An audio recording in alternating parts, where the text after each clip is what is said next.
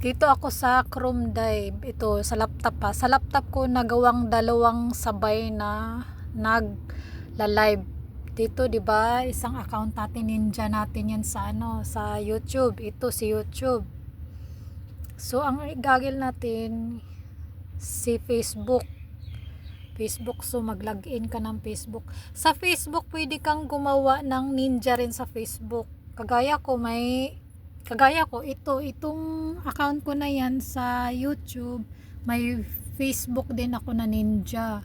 So yan yung ninja ko. Ito yung ninja ko sa Facebook. So yan yun, walang walang profile.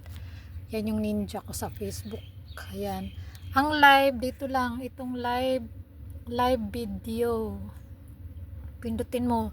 Sa laptop, sabay dalawa ang pwedeng i-live.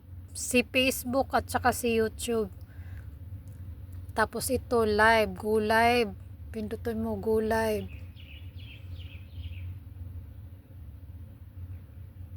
Tapos dito pindutin mo tong ito camera.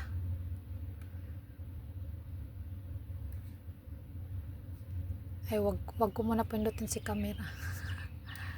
Tapos start screen share. Kasi ang ginagawa ko, pag nag-start screen share ako, ginagawa ko, may nakalagay kasi Chrome tab, window tab, entire screen. Lagi ko itong ginagawa, entire screen. Pero no, choice mo lang yun ganyan ang ginagawa ko. Choice mo yun pwede ka lang window lang, Chrome tab.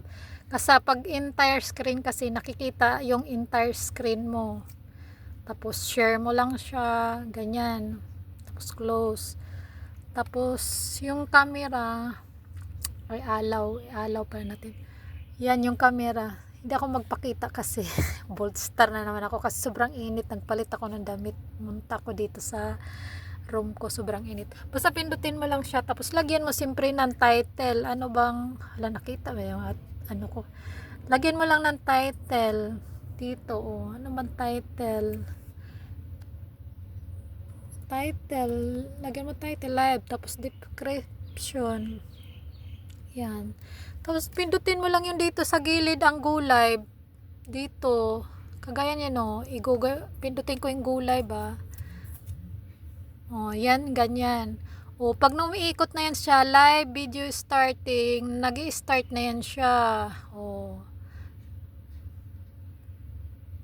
Yan, nakikita na. Yan. Tapos i-end mo pag ayaw. Ganun lang kasimple